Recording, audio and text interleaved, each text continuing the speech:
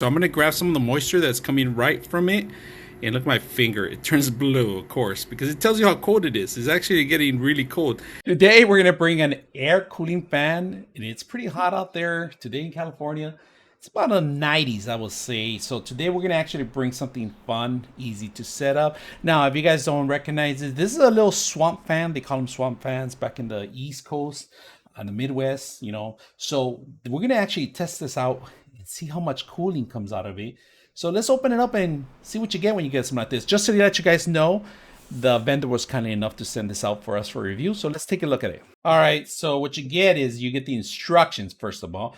You get a Type-C connection, 5-volt connection, all right? And of course, you get a timer in front. Let's go ahead and go to the timers and setups, all right? You get a timer, 2 hours, 4 hours, and 6 hours. So in case you leave it on, you can turn it off automatically. Light, you get the water cooling, 1 drill or 2. The speeds depends on the water that you want to drip. The more water you have, the actual cooler it gets. Cycling the air, pretty much. This is the fan speed. You get 1, 2, and 3 fan speed, and then you get your power on. And let's go ahead and move it around in the back. If you guys can see it, this is where pretty much where you have to fill in the water, right? And to fill in the water, it's through the top. You twist it and you pour the water in there. That's pretty much what you do. Now, the water is what actually helps you cool off, right? So it's kind of like a swamp water, like I said. And then you have the excessive water in the bottom. If you guys can see, there is a sponge in here. Keep the sponge there because that's going to soak up this excessive water or the moisture that drips out of there. Now, warning, you got to make sure you wash this or you're going to start smelling algae. So just be aware that you need to kind of keep maintenance on this too also, not just forget just not even for feel and forget. You actually have to clean it up once in a while. Make sure we are aware of that, right? All right, first of all, we're going to turn it on without the water. We're going to turn it on first. And I just want you to see how much quiet it is. It's really quiet. And right now we're on speed 1. We're going to go speed 2 and speed 3.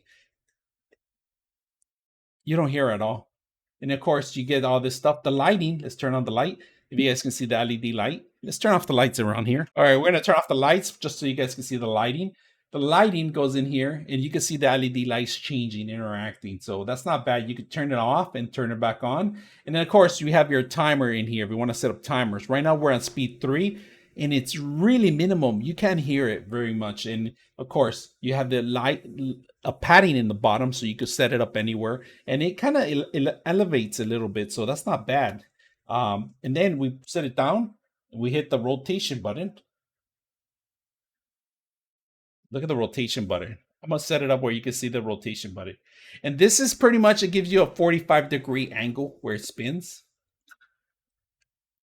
So the rotation is what circulates the actual wind, air around. So you could have it in one direction in your desk and it could keep you cool. So let's go ahead and fill it up with water and see how it works. Guys, I forgot to mention this. You could control the airflow up or down on anywhere you want. Plus, the rotation of the fan is a big plus. You could have this right next to I'm gonna keep it in my desk, so when I'm talking or interviewing or doing some video tape and it gets hot in here, this is a really handy fan. Check out the fan, guys.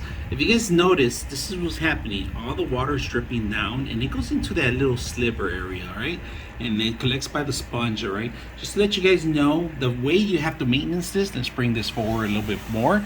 So once you finish completely drying out, you got to take the sponge out and dry it out, because if you don't dry out the sponge, it's gonna start accumulating some smell. So you want to make sure you want to keep that dry. All right, as you can see, it's hot in this room right now, but look at this, throwing around 60 to 70.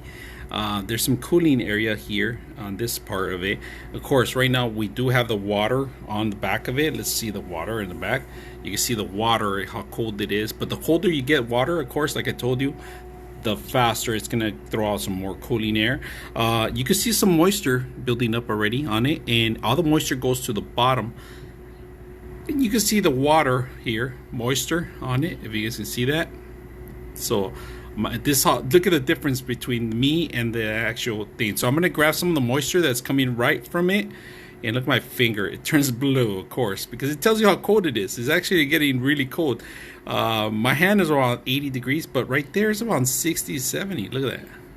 Not that bad. I mean, you can tell the difference. I do get some coldness. I feel, look at my finger, still cold. You can still see my finger blue on it compared to it. So that's with the actual fan running. It's not that bad. It's not the strongest, but it's doing its job, and that's what you need. You know, something direct to you, nearby. You have to stand within 3 feet of this, and it'll continue working for many years.